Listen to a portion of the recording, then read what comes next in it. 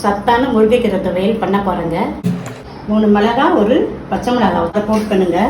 கருப்பு உளுந்துங்க, உடம்புக்கு நல்லதுங்க. 1 கை கருப்பு உளுந்துங்க. நல்லா வறுத்துக்கங்க. நல்லா வறுத்துச்சுங்க. வறுத்ததை ஒரு பிளேட்டுக்கு மாற்றிக்க. நல்லெண்ணெய் கொஞ்சம் ஊற்றிக்கலாங்க. 10 சின்ன வெங்காயம், 10 வெள்ளைப்பூடுங்க போட போகிறேங்க. இப்போ எண்ணெயில் வதக்கிக்கிறேனுங்க. வதக்கி இருக்கிறத எடுத்து வச்சுக்கிறோம். அரை முடி தேங்காய். தேங்காய் ரொம்ப வதக்க வேண்டிய அவசியம் இல்லைங்க. அடுத்து மாங்காய், ஒரு சின்ன மாங்காங்க, அதை வதக்கிக்க போகிறோம். மாங்காய் இருந்தால் மாங்காய் போட்டுக்கங்க. உங்களுக்கு வேணும்னா நீங்கள் புளி கூட போட்டுக்கங்க.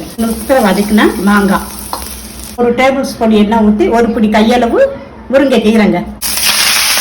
முருங்கைக்கீரை ஒரு 5 நிமிஷம் வதங்கினா போதுங்க. கீரையை நல்லா வதக்கிக்கிறேனுங்க, இல்லைன்னா லூஸ் மோஷன் ஆகும். ஆரமும் நம்ம அரைச்சிக்கலாம். எல்லாத்தையும் ஜாரில் சேர்க்க போகிறோம். கொஞ்சம் உப்புங்க, பெருங்காயம் போட மறந்துட்டேங்க. கொஞ்சம் பெருங்காயம் வறுத்து நம்ம சேர்த்துக்கலாம். இப்போ மூடி போட்டுக்க நம்ம எல்லாத்தையும் அரைச்சிக்கலாம்.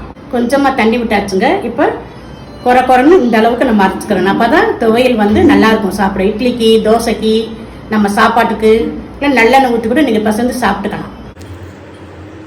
டேஸ்ட் எப்படி இருக்குன்னு சூப்பராக இருக்குங்க. எல்லாத்துக்கும் சாப்பிடலாங்க.